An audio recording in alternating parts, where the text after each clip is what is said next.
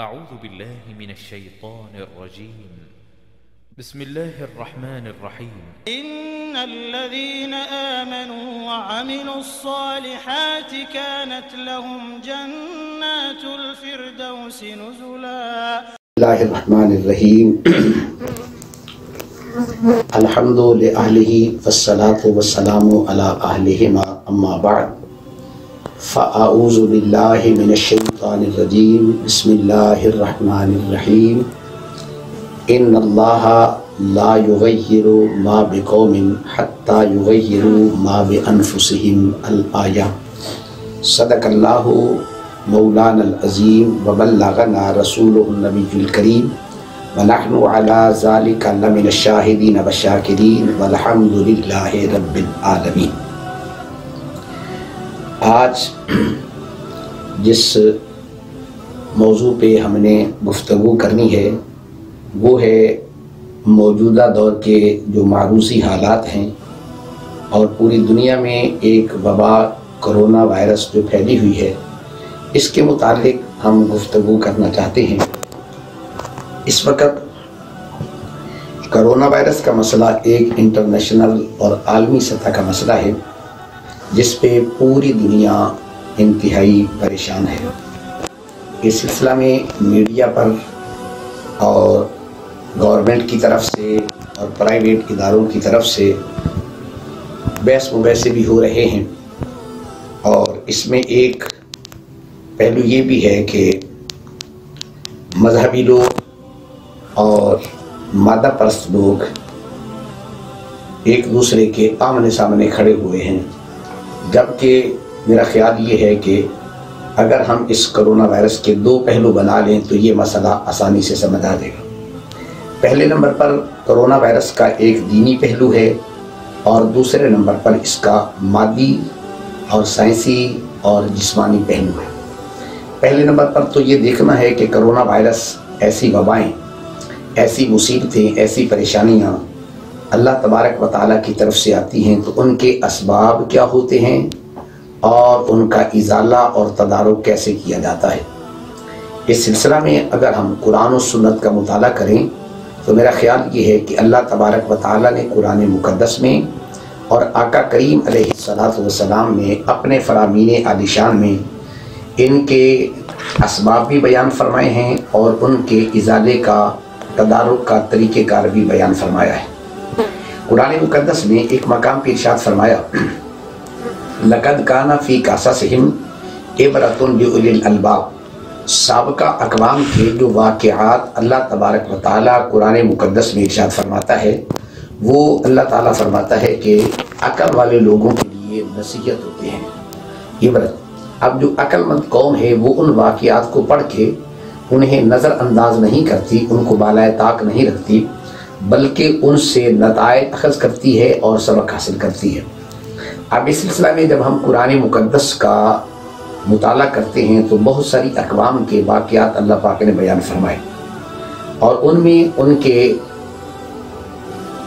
عذاب اور مصیبتیں اور وباؤں کا تذکرہ بھی ہے. جیسا کہ حضرت موسیٰ علیہ السلام کی قوم کا واقعہ 9ویں اور 11ویں پارے میں اللہ نے بڑی تفصیل کے ساتھ بیان کیا.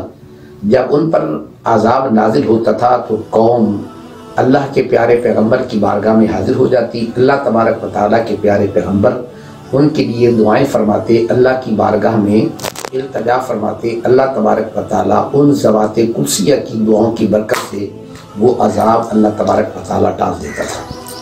اور اسی طریقے سے ایک بڑا اہم ترین واقعہ حضرت سیدنا یونس علیہ السلام کا بھی قرآن مقدس میں موجود ہے. اگر قرآن مقدس کے ان کلمات پر غور کریں تو اللہ تبارک و تعالیٰ کا قانون اور نظام یہ تھا کہ جب قوم اللہ کے نبی کی نافرمانی کرتی اللہ تبارک و تعالیٰ ان کو عذاب دیتا تھا. اور اللہ کریم کا ضابطہ اور قانون یہ ہے کہ جس وقت کسی قوم کو عذاب دینا چاہتا ہے تو اپنے پیارے پیغمبر کو ارشاد فرماتا ہے کہ تم یہ علاقہ چھوڑ کے چلے جاؤ، کیونکہ جب تک اللہ کا نبی وہاں جلوہ گر ہوتا ہے اس وقت تک اللہ تعالیٰ عذاب عطا نہیں فرماتا. اسی طریقے سے قوم یونس بھی حضرت یونس علیہ السلام نے جب ان کو عذاب کی خبر سنا دی، آپ تشریف لے گئے تو قوم نے سوچا کہ اب عذاب تو آئے گا تو کیا کریں. تو پہلے نمبر پر تو انہوں نے یہ فیصلہ کیا کہ ہم اللہ کے نبی کو تلاش کریں اور وہ دعا کریں گے تو ہمارا عذاب ٹل جائے گا۔ لیکن اتفاق ایسا ہوا کہ وہ پورا دن تلاش کرتے رہے، آپ کو تلاش نہ کر سکے، تو انہوں نے کہا کہیں ایسا نہ ہو کہ تلاش کرتے کرتے ٹائم ختم ہو جائے اور ہم پہ عذاب آ جائے، تو ہم کیا کریں، اجتماعی طور پر توبہ کریں۔ اور توبہ کا طریقہ یہ تھا کہ اگر کسی نے کسی پر ظلم کیا ہے جا کے اس کو راضی کرے اور اس کا بدلہ لے۔ اگر کسی نے کسی کا کوئی قرض دینا ہے، پیسے دیے، جو بھی کیا تھا، پہلے جا کے اس کو راضی کرے، پھر اللہ کی بارگاہ میں توبہ استغفار کرے، اللہ تبارک و تعالیٰ ان کا عذاب ٹال دے گا۔ قرآن مقدس ارشاد فرماتے ہیں فَنَفَعَهَا إِيمَانُهَا إِلَّا قَوْمَ يُونُسَ لَمَّا آمَنُوا كَشَفْنَا عَنْهُمْ عَذَابَ الْخِزْيِ۔ جس وقت سابقہ قوموں کے لیے عذاب کا ٹائم آ جاتا تھا، عذاب اللہ ٹالتا نہیں تھا، لیکن ایک واحد قوم ہے قوم یونس، اللہ تبارک و تعالیٰ نے پیغام بھی بھیج دیا تھا، تو انہوں نے جب سچے دل سے توبہ کی تو اللہ تبارک و تعالیٰ نے ان کی توبہ کو قبول کرتے ہوئے عذاب کو ٹال دیا۔ اب قرآن مقدس کے ان دو واقعات سے اندازہ ہوتا ہے کہ ان پر عذاب کیوں نازل ہوتا تھا، کہ وہ اللہ تبارک و تعالیٰ کے احکام کی نافرمانی کرتے تھے، اللہ تبارک و تعالیٰ کے بھیجے ہوئے رسولوں کی احکام کی نافرمانی کرتے تھے، اللہ تبارک و تعالیٰ ان پر عذاب بھیجتا تھا۔ اور اس کے ازالے کا طریقہ جو بتایا گیا وہ توبہ اور استغفار ہے۔ اللہ تبارک و تعالیٰ نے پیارے محبوب کریم علیہ الصلوۃ والسلام کی امت کو بھی مخاطب کر کے ارشاد فرمایا ما کان اللہ لیعذبہم وانت فیہم وما کان اللہ معذبہم وہم یستغفرون۔ اے پیارے محبوب کریم علیہ السلام، اللہ تبارک و تعالیٰ فرماتا ہے کہ جب تک آپ ان میں جلوہ گر ہیں، اللہ تبارک و تعالیٰ ان کو عذاب نہیں دے گا۔ اور آگے فرمایا وما کان اللہ معذبہم وہم یستغفرون، اور آپ بھی موجود ہیں اور جب کہ ان میں اللہ تبارک و تعالیٰ کا استغفار کرنے والے لوگ موجود ہیں تو اللہ عذاب نہیں دے گا۔ اب اس آیت سے یہ پتہ چلتا ہے کہ اللہ تعالیٰ نے اس امت کو مخاطب کر کے کہا کہ اگر تم بھی استغفار کرتے رہو گے تو اللہ تبارک و تعالیٰ تمہیں عذاب نہیں عطا فرمائے گا۔ تو آپ بھی اس وقت جو عذاب ہم پہ نازل ہوا، جو آزمائش و ابتلا آئی ہے، اس کے ازالے کے لیے بھی ہمیں اللہ کی طرف رجوع کرنا ہوگا، اللہ کی بارگاہ میں جانا ہوگا، توبہ استغفار کرنی ہوگی۔ انشاءاللہ اللہ کریم اس مصیبت سے بھی اس امت کو نجات عطا فرمائے گا۔ اب اگر دینی پہلو سے دیکھا جائے تو ہم ان کو نظر انداز نہیں کر سکتے۔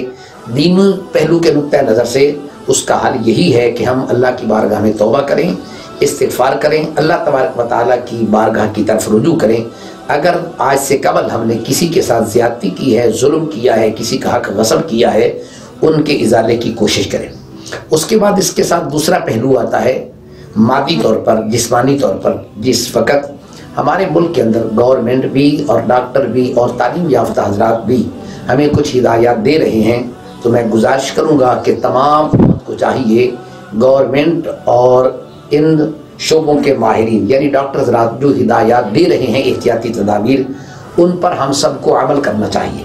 اور یہ جو احتیاطی تدابیر ہیں یہ نہ تو قرآن کے خلاف ہیں، نہ حدیث پاک کے خلاف ہیں، نہ اسلامی تعلیمات کے منافی ہیں، بلکہ ان تمام کے پہلو قرآن اور حدیث کے اندر موجود ہیں۔ قرآن مقدس نے اور حدیث مبارکہ نے ایسے حالات میں ہدایات عطا فرمائی ہیں، جیسے آج کل ایک ہدایت دی جاتی ہے کہ ایک آدمی دوسرے آدمی کے قریب نہ رہے، ایک دوسرے سے فاصلے پر رہیں اور اپنے ہاتھوں کو صاف کریں، یہ کریں۔ تو یہ چیزیں آج نہیں ہیں بلکہ آج سے پہلے قرآن اور حدیث نے بیان کی۔ میں ایک دو مثالیں دینا چاہتا ہوں تاکہ بات واضح ہو سکے۔ اللہ تبارک و تعالیٰ نے قوم موسیٰ کا جو واقعہ بیان کیا قرآن مقدس میں، اس کے اندر ایک جگہ پہ ارشاد فرمایا جب حضرت موسیٰ علیہ السلام کتاب لینے کے لیے آپ کو حطور پر تشریف لے گئے تو پیچھے ایک آدمی تھا جس کو سامری کہا جاتا ہے، اس نے ایک بچڑا تیار کیا اور اس بچڑے کے اندر تھوڑی سی مٹی ڈالی، وہ بچڑا بولنے لگ گیا۔ جب حضرت موسیٰ علیہ السلام واپس آئے تو آپ نے فرمایا نادان تو نے یہ کیا کیا؟ اس نے کہا کہ میں نے فَقَبَضْتُ قَبْضَةً مِّنْ أَثَرِ الرَّسُولِ فَنَبَذْتُهَا وَكَذَلِكَ سَبَّلَتْ لِي نَفْسِي قَالَ فَاذْهَبْ فِي الْحَيَاةِ أَن تَقُولَ لَا مِسَاسَ۔ فرمایا کہ تو نے یہ کیا کیا؟ اس نے کہا میں نے جو جبرائیل علیہ السلام کی گھوڑی کے قدموں کے نیچے سے مٹی لی تھی نا، تو میرے دل میں خیال آیا کہ یہ اس میں ڈالو تو بولنے لگ جائے گا۔ تو اس وقت سامری کے جسم پر پھوڑے پھنسیاں نکل آئی، ایک ایسی بیماری لگ گئی۔ حضرت موسیٰ علیہ السلام نے فرمایا اب تو پوری زندگی میں یہ لفظ کہتا رہے گا ان تقول لا مساس، ان تقول لا مساس۔ کوئی بندہ بھی آپ کے قریب آئے تو نے کہنا ہے مجھے ٹچ نہ کرو، مجھے مس نہ کرو۔ جو بھی آدمی اس کو ہاتھ لگاتا اس کو بیماری لگ جاتی تھی۔ تو اب یہ تو نص قطعی اور قرآن سے بات ثابت ہو گئی کہ اگر کوئی آدمی کسی مریض کو ٹچ کرتا ہے، اس کو ہاتھ لگاتا ہے، اس کے قریب جاتا ہے، تو اس کی بیماری اس کی طرف منتقل ہو جاتی ہے۔ تو اس وقت حضرت موسیٰ علیہ السلام نے یہ پیغام دیا کہ تو نے یہ کہنا ہے۔ تو قرآن مقدس کی یہ آیت بتاتی ہے کہ مریض کے بیمار کے قریب جائیں تو اس کی بیماری دوسرے بندے کی طرف منتقل ہو سکتی ہے۔ تو اب اس کا مطلب نکلا کہ یہ جو ہمیں ہدایات دی جا رہی ہیں ان کا تذکرہ قرآن مقدس میں بھی موجود ہے۔ احادیث مبارکہ میں بھی آئے تو حضور علیہ الصلوۃ والسلام کے فرامین کثرت کے ساتھ موجود ہیں، جیسا کہ آپ حضرات نے اکثر و بیشتر میڈیا سے، علماء کرام سے یہ حدیث مبارکہ جو بخاری اور مسلم کے اندر موجود ہیں، طاعون کے متعلق میرے آقا کریم کے فرامین موجود ہیں۔ فرمایا جس علاقے میں، جس بستی میں، جس شہر میں طاعون آ جائے، باہر کے لوگ اس شہر میں داخل نہ ہوں اور جو وہاں رہتے ہیں وہ باہر نہ جائیں۔ تو اب اس کا مطلب یہ نکلا کہ جو احتیاطی تدابیر ہیں اس کا تذکرہ احادیث مبارکہ میں بھی موجود ہے، بلکہ حضور علیہ الصلوۃ والسلام کا ایک فرمان ہے جس سے یہ بھی اشارہ نکلتا ہے۔ فرمایا وہ جانور جن کو بیماری لگی ہوئی ہے ان کو دوسرے جانوروں سے فاصلے پر رکھو، کہیں ایسا نہ ہو کہ اس جانور کی بیماری دوسرے جانور کی طرف منتقل ہو جائے۔ اور اسی طریقے سے ایک قبیلہ حضور علیہ الصلوۃ والسلام کی بیعت کے لیے حاضر ہو رہا تھا، ان میں ایک آدمی تھا جس کے اندر طاعون کی بیماری تھی۔ تو آقا دو عالم علیہ الصلوۃ والسلام نے پیغام بھیجا، فرمایا ان کو کہو تم وہاں سے واپس چلے جاؤ، اور فرمایا کہ تمہاری بیعت ہو گئی، بس تم وہاں سے واپس چلے جاؤ، کیونکہ تم نے بیعت کا ارادہ کر لیا تو بیعت تمہاری مکمل ہو گئی ہے، واپس چلے جاؤ۔ تو بتانا یہ مقصود تھا کہ اگر تم آؤ گے تو تمہاری اس بیماری سے یہاں کے لوگ بھی متاثر ہوں گے۔ تو حضور علیہ الصلوۃ والسلام نے اس کے اندر یہ ارشاد فرمایا کہ یہ بیماری ایک دوسرے سے منتقل ہو سکتی ہے، تو اس کی احتیاطی تدابیر اجتناب، ایک دوسرے سے پرہیز، ایک دوسرے سے فاصلے پر رہنا ہے۔ ایک تو اس حوالے سے یہ اس کا مادی پہلو تھا۔ اب قرآن مقدس اور حدیث مبارکہ میں جس وقت ہمارے علماء اور یہ مادیت پرست لوگ آپس میں آمنے سامنے بیٹھ جاتے ہیں تو وہ کہتے ہیں یہ غلط ہے، وہ کہتے ہیں یہ غلط ہے، ایسا نہیں ہے۔ دونوں کو مل کر چاہیے کہ اس وقت امت پر جو مسئلہ ہے یہ مقابلے کا ٹائم نہیں ہے، یہ آپس میں تنازع اختلاف کا ٹائم نہیں ہے، بلکہ مل کر ہم اس کا مقابلہ کریں۔ ہاں البتہ بولنے میں احتیاط کرنی چاہیے، تدابیر وہ آدمی دے جن کا تجربہ ہونا چاہیے۔ اس لیے بولنے میں بھی ہمیں اکثر یہ ایک لفظ بولا جاتا ہے، میڈیا پر بولتے ہیں ہم نے کرونا سے ڈرنا نہیں لڑنا ہے۔ میرا خیال یہ ہے کہ یہ لفظ غلط ہے، کرونا سے ڈرنا نہیں لڑنا ہے، کرونا سے نہیں ڈرنا چاہیے، بلکہ یوں کہنا چاہیے ہمیں اللہ سے ڈرنا چاہیے اور کرونا سے بچنا چاہیے۔ تو جب ہم اللہ تبارک و تعالیٰ سے ڈریں، اب یہ ایک ایسی وبا ہے، ایک ایسی بیماری ہے جو ہمیں نظر ہی نہیں آتی، پوری دنیا جس وقت عاجز آ گئی، ہم کون ہوتے ہیں یہ دعویٰ کرنے والے، ہم اس سے لڑنا چاہتے ہیں۔ اللہ تبارک و تعالیٰ کی اس تقدیر کا مقابلہ لڑائی کے ساتھ نہیں ہوگا بلکہ تدبیر کے ساتھ ہوگا۔ اس کا طریقہ کار یہ لڑنے کی بجائے ہم اللہ کی بارگاہ میں عاجزی کریں۔ اور اس کے ساتھ ساتھ میرا خیال یہ ہے کہ اگر ہم اس پہ غور کریں تو جو ہمیں گورنمنٹ نے اور اس شعبے کے ماہرین نے ہدایات دی ہیں ان پر ہم سب کو عمل کرنا چاہیے۔ اس سلسلہ میں انہوں نے یہ کہا ہاتھ دن میں بار بار دھونے چاہیے، اور جن کو نزلہ زکام ہے ان کو ایک دوسرے کے قریب نہیں بیٹھنا چاہیے۔ یہ ساری جو ہدایات آپ حضرات سنتے ہیں، پڑھتے ہیں، میرا خیال یہ ہے کہ ہم سب کو ان پر عمل کرنا چاہیے۔ اس سے ہماری اپنی جان بھی محفوظ ہوگی اور دوسرے کی جان بھی محفوظ ہو جائے گی۔ اور اسی طریقے سے ایک واقعہ حضرت سیدنا فاروق اعظم رضی اللہ تعالیٰ عنہ کا بھی آتا ہے کہ جس وقت آپ ایک قافلہ لے کر آپ بیت المقدس کی طرف یعنی ملک شام کی طرف تشریف لے گئے تھے، تو وہاں حضرت عبیدہ بن جراح رضی اللہ تعالیٰ عنہ تشریف فرما تھے۔ وہاں ایک جگہ تھی جس کو سرخ کہا جاتا ہے، وہاں یہ قافلہ پہنچا تو آپ کو بتایا گیا کہ وہاں جو ہے طاعون کی بیماری آ چکی ہے، لہذا تم واپس چلے جاؤ۔ اس وقت فاروق اعظم رضی اللہ تعالیٰ عنہ نے مشاورت کی، سب سے پہلے فرمایا وہ جو صحابہ مہاجرین ہیں اولین ان کو بلاؤ، ان کے ساتھ مشاورت کی تو ان لوگوں نے یہ کہا کہ ہمیں واپس چلے جانا چاہیے، کہا کہ ہمیں واپس چلا جانا چاہیے، بعض نے کہا یہیں رہنا چاہیے۔ پھر اس کے بعد ان لوگوں کو بلایا گیا جو فتح مکہ کے بعد مسلمان ہوئے تھے، ان سے مشاورت کی تھی۔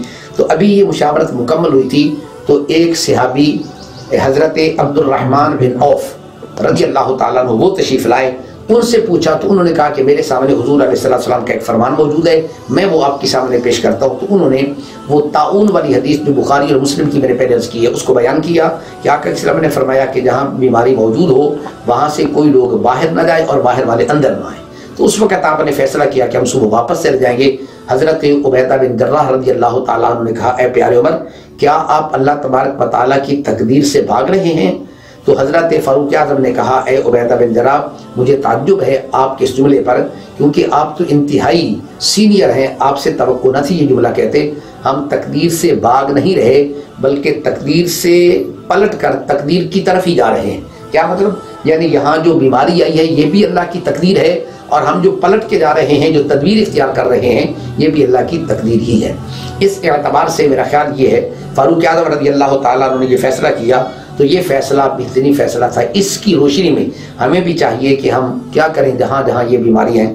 ہاں البتہ میرا خیال یہ ہے کہ اگر گورنمنٹ اس حوالے سے یہ غور و فکر کرے کہ جن علاقوں میں اس بیماری کے اثرات ہیں وہاں تو کلیتاً لاک ڈاؤن کر دیں، اور جہاں اس کے اثرات نہیں ہیں، علاقہ محفوظ ہے، وہاں لاک ڈاؤن میں اگر وہ کچھ نرمی کر لے تاکہ یہ جو لوگ معیشت کی وجہ سے غریب لوگ پریشان ہیں، ہر ایک کے گھر میں کھانا پہنچانا، ہر ایک کے گھر میں راشن پہنچانا گورنمنٹ کے لیے بھی مسائل بھی نہیں ہے اور ممکن بھی نہیں نظر آتا، تاکہ ان کی معیشت جو غریب لوگ ہیں وہ بھی اپنی زندگی گزار سکیں۔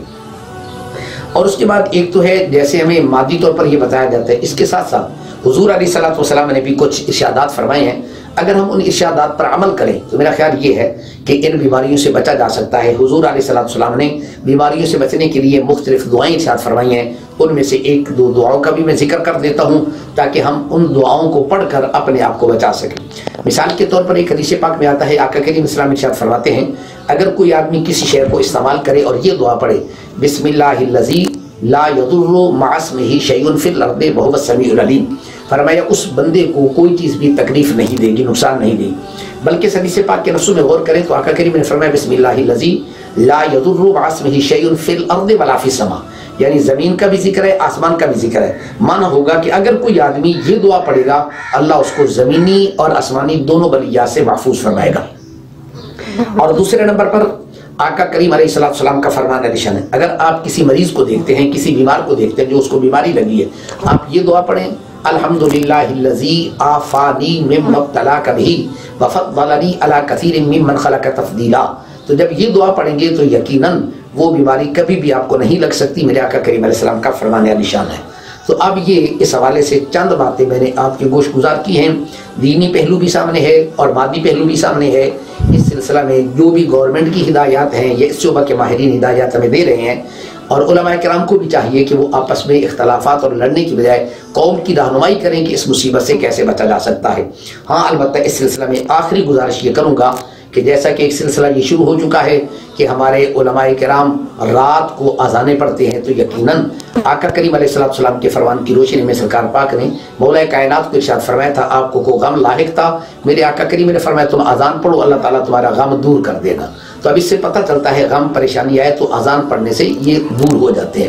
اور اس کے ساتھ ساتھ میرا خیال یہ ہے کہ مساجد کو مکفل کرنے کی بجائے گورنمنٹ کو بھی چاہیے وہ عوام کی توجہ ادھر بھی دلائیں کہ کیا ہم استغفار کریں، ہم توبہ کریں، ہم صدقہ خیرات کریں۔ اور بالخصوص میں یہ گزارش کروں گا جو لوگ صاحب حیثیت ہیں، جن کو اللہ نے طاقت عطا کی ہے، ان کی گلی میں، ان کے محلے میں ایسے لوگ رہتے ہیں جو دہاڑی دار ہیں، رکشہ چلاتے ہیں، مزدور ہیں، شام کے لیے ان کے پاس راشن نہیں ہوتا، وہ خاموشی کے ساتھ ان کے گھروں میں راشن پہنچائیں، کیونکہ بہت سارے ایسے لوگ ہوتے ہیں جو لینا پسند نہیں کرتے، مانگنا پسند نہیں کرتے، مستحق ہوتے ہیں، ان کی عزت رس مجروح ہوتی ہے، ان کو سوال کرنے کے بجائے ان سے پہلے ہم کیا کریں، ان کے گھر تک ان کا حق پہنچا دیں۔ قرآن کا حکم یہی ہے وفی اموالہم حق للسائل والمحروم، کچھ مانگنے کے لیے آ جاتے ہیں، کچھ مانگنے کے لیے نہیں آتے، اللہ فرماتا ہے ان کا حق ہے ان کے گھر تک پہنچا دو۔